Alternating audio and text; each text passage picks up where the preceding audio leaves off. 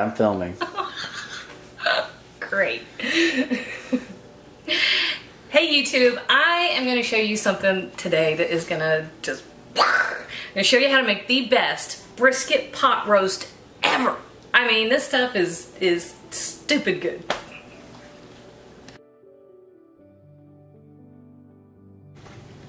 We're going to start by making a braising liquid for our brisket. And we're going to do that by layering in lots of flavors so that the finished product is rich and subtle and loaded with flavor. So I've got a 12-ounce package of bacon, and all I did was slice it up, you know, nice and thin, laid it out. And the easiest way to do that, y'all, is to keep your bacon nice and cold. Of course, it helps to have a really sharp knife, but it's easier to slice into little pieces like this when it's nice and chilly. All right, so I've got that over relatively low heat. It's below medium. I think it renders better. You get crispier bacon when you do it that way. Get more of the fat that will stay behind in the pan. All right, now, actually, that's all we're gonna do for a minute.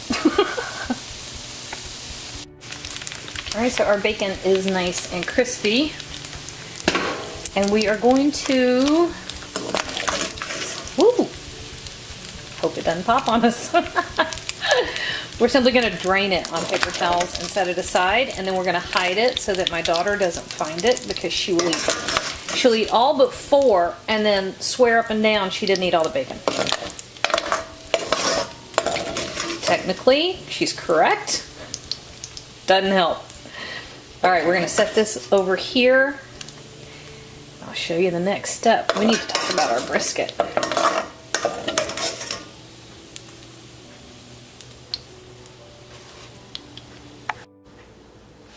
Here's our brisket, and this is a big one. This is the whole thing. A lot of times if you go to the grocery store to buy one, you will find it sold by the point or the flat. This is the whole thing, neither one. Great, love it. It's about 7.5 pounds. That's perfect because I want to have a big family dinner tonight, and we've got company coming, and then I want something I can throw in the stove, or throw in the back of the fridge so I can pull it out and have quick meals later in the week. Perfect. Only problem is we're going to braise this, which means we're going to cover it and cook it for a long, slow period of time with some braising liquid. Great.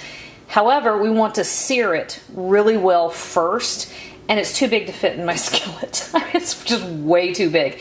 And I was really upset, and I was thinking, I don't want to cut it.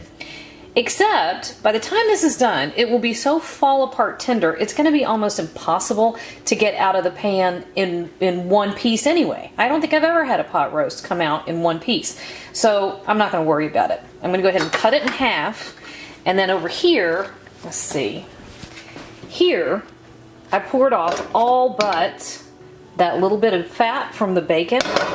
We're going to sear it in this. All right, so let me come back and cut it in half. Then I'm going to come back. I'm going to show you how to season it. All right, I just cut him in half right down the middle. And so we're going to season aggressively with kosher salt.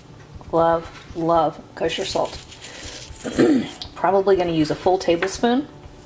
And before you freak out and start screaming about salt, remember, this is 7.5 pounds, and a lot of this is going to carry through the entire dish.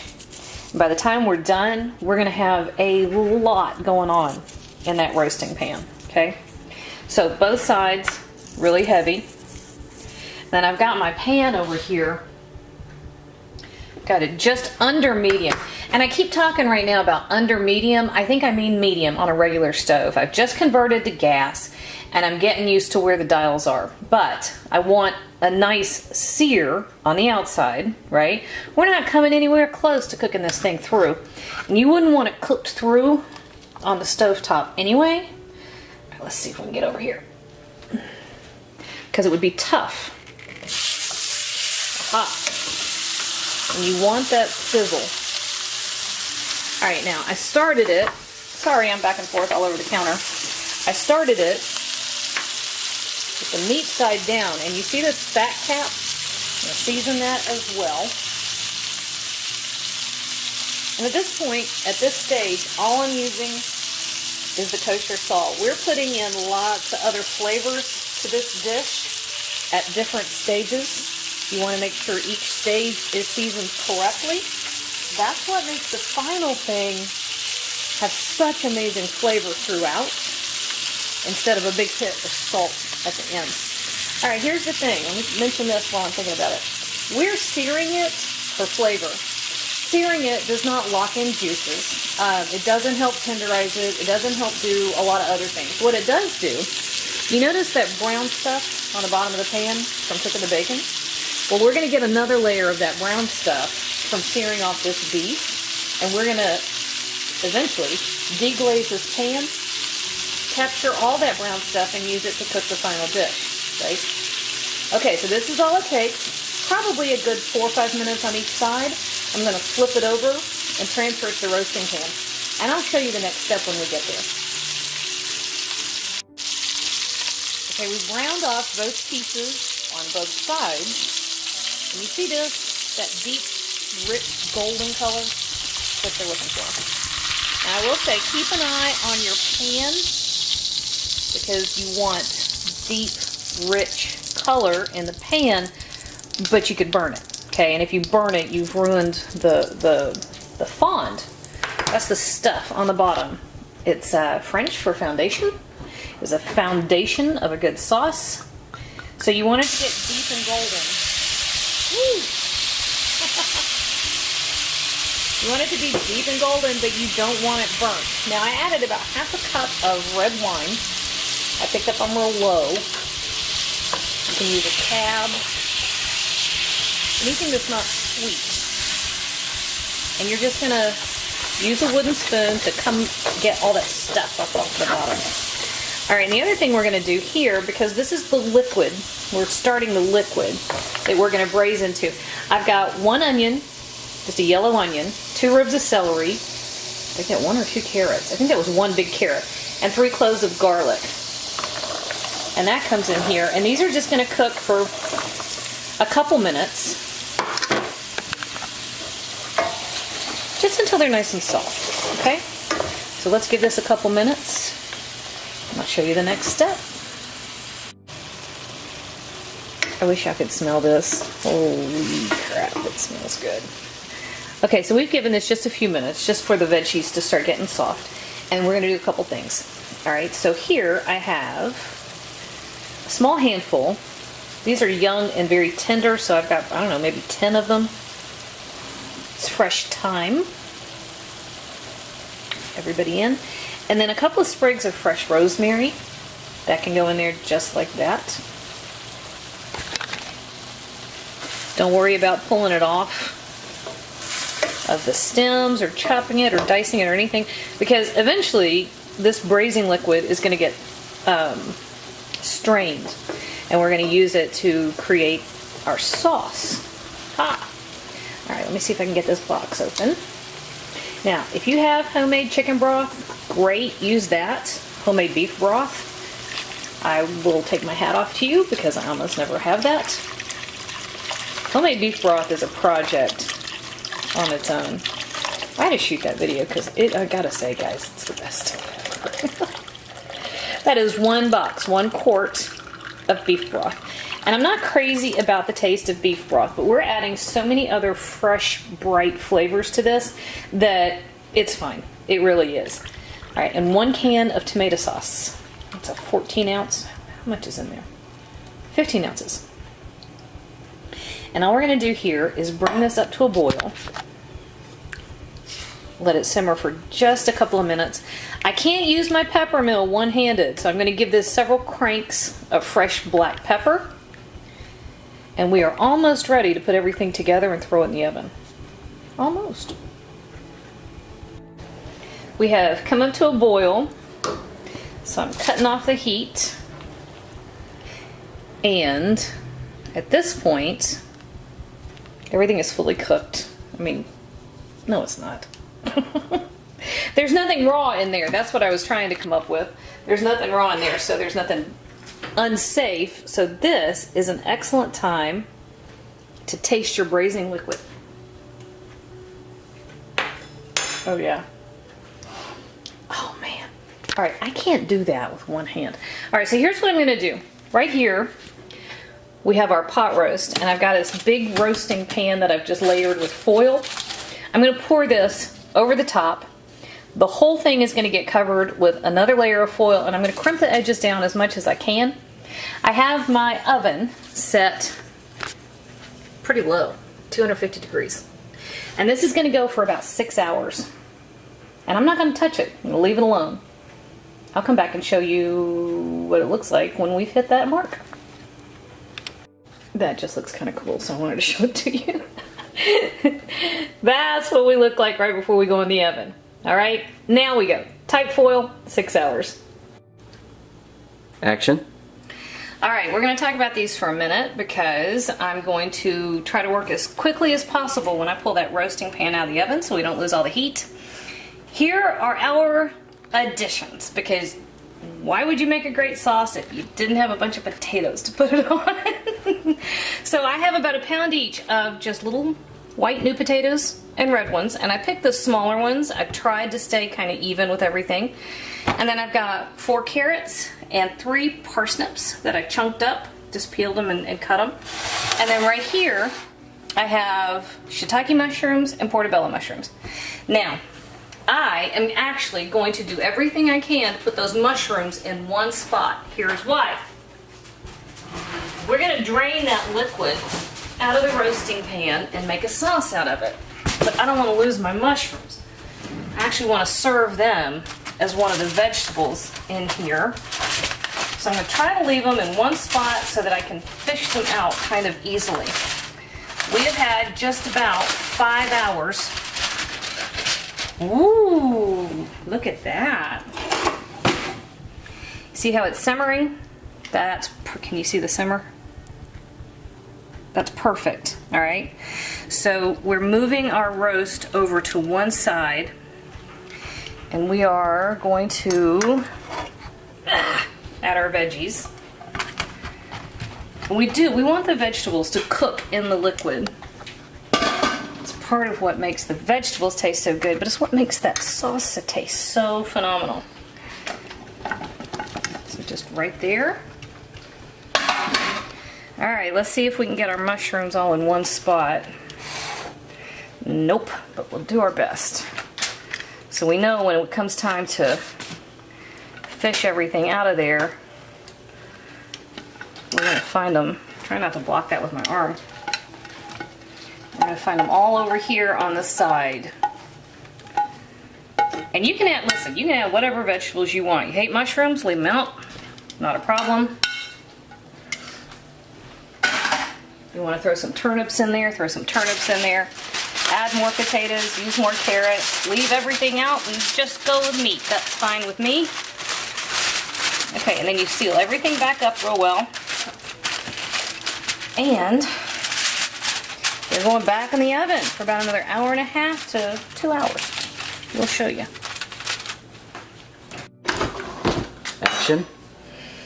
Okay, let's see how we did.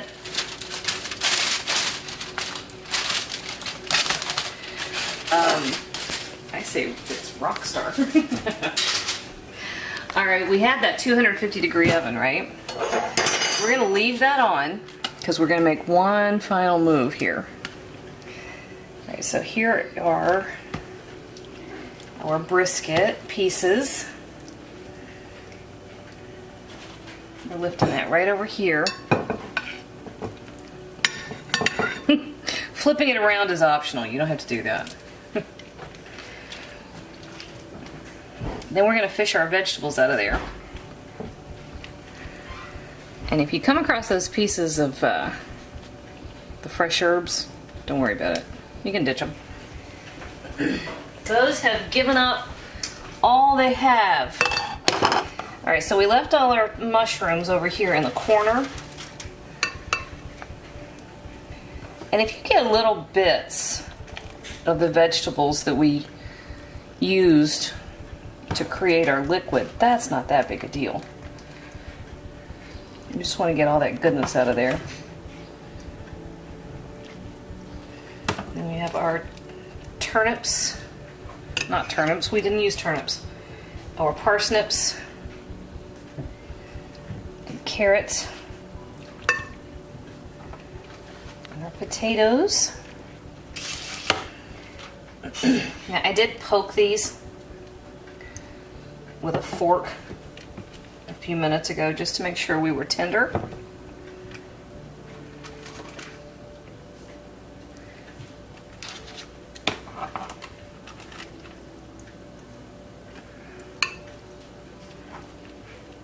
And if you can push a fork into it easily, it's done.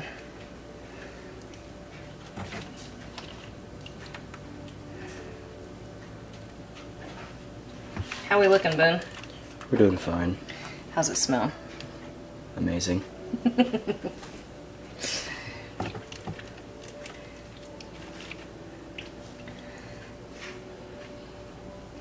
Now, a pot roast is never going to be something that you're going to plate beautifully, but it's kind of nice if you do this, you know? A little ring around it. All those veggies in there. And then we're going to take our foil and we're going to tint the top of this. Sorry, Boone. Just to keep it warm. Because over here on the stove, I have a saucepan. I'm licking my fingers. And we're going to take this ginormous, carefully, this roasting pan.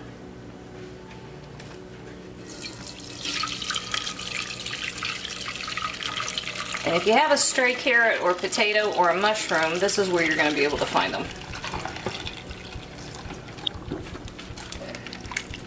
Or you could just celebrate the cook's portion and eat them yourself. Alright, so these we're going to set aside over here because I do see some mushrooms and a potato. And I don't want it lost in the pot. Alright, so we're cranking this up. We're going to give it, we want this to come to a boil. And there is some fat in there, that's fine. It has rendered. You know, we didn't use a whole lot of fat when we were cooking, but we did have a good bit that rendered off of the fat cap from that pot roast. So I am going to thicken this up a little bit real quick. I don't want to thicken it too much, but I do want some body and some gloss to it. Now there's a couple things you can do here. You can do what's called a beurre manier, which is where you just take a couple tablespoons of butter and you would knead it. It's actually French for kneaded butter. And the easiest way to do it is take softened butter and a fork and mash it. Equal parts, so whatever amount of butter and whatever amount of flour, just as long as they're equal. Stir that in, and as it comes to a simmer, it will thicken up beautifully.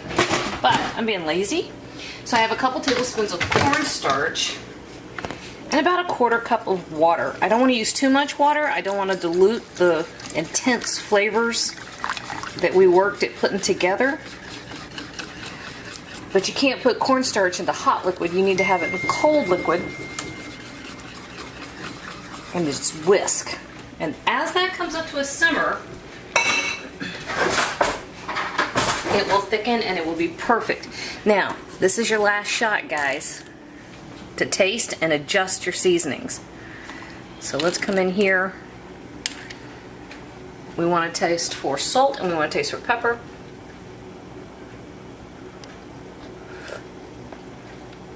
Oh my gosh. No, it's perfect because you noticed we seasoned a little bit as we went, right?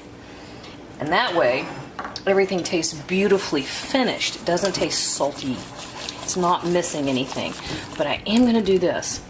I'm going to give it just a couple tablespoons of our wine just to wake it up with a little bit of acidity. But we don't want it to taste winey. We don't want that alcohol flavor to really punch it.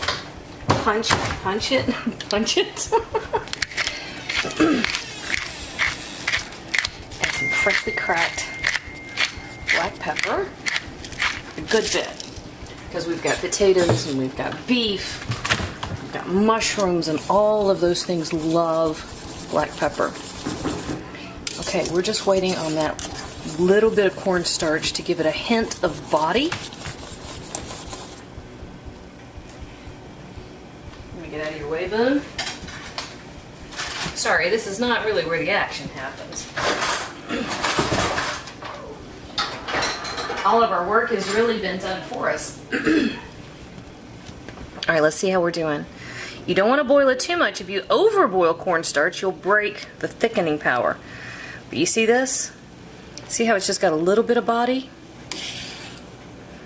That, boys and girls, is perfect.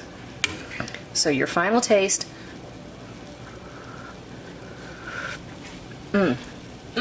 Perfect. Oh my gosh, that's perfect. And I'm burning my mouth because I won't quit eating. Okay, so here's all you do. You take your beautiful pot roast and your gorgeous vegetables that have been they've been braising right along with it. And you want to grab your sauce. I think I'm out of ladles because I made soup today. That's all right, we'll do it this way. Take that beautiful sauce and it's going to go right over the top. And of course you can put some in a gravy boat and pass it at the table. Or you can just put it in a teacup and help yourself. Also perfect. And then before I call the kids to the table,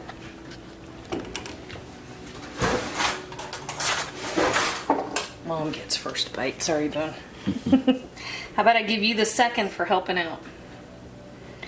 All right, so we're coming right down in here. I'm sneaking in underneath. Move that potato. Now, here's the fat cap. You will move that aside. Just get him out of the way. Oh, look at that. You see how it, can you see, are we in focus? See how it just shreds apart? It just falls apart? That is what we're after. We're sneaking this under here. I can't get my bite out of the bowl. Good Lord, that's good. Alright, I'm gonna sneak another bite. That's it, guys. That is, man, it's one of the best things you can make out of a brisket. And I might say the best thing. That, guys, is how you make a perfectly luscious brisket pot roast. That's all there is to it. Cut. Alright, so you remember yesterday when I was making the pot roast and I made the joke about how you had to hide the bacon because your daughter Lance would come in and eat all but 4 pieces and then claim she didn't really eat it? I was really clever yesterday and I was really proud of myself for doing this.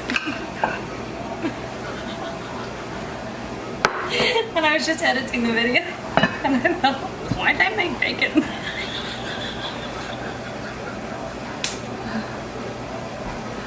So you made it, put it in there, and forgot to put it back? Yep. So if you make that pot roast, which is absolutely amazing. Lesson learned, don't hide things from your daughter. Go ahead and right before it's done, add the bacon to the pot roast. About 5 minutes before you're ready to serve. Hide things from her. Go ahead. Hey YouTube, thanks for watching, and if you thought that video was helpful, do me a huge favor. Hit like, hit subscribe, hit the little bell so you get a notification whenever I post a new video. And if you have a second, hop on over to Patreon and check out how to support my channel even more. Again, thanks for watching.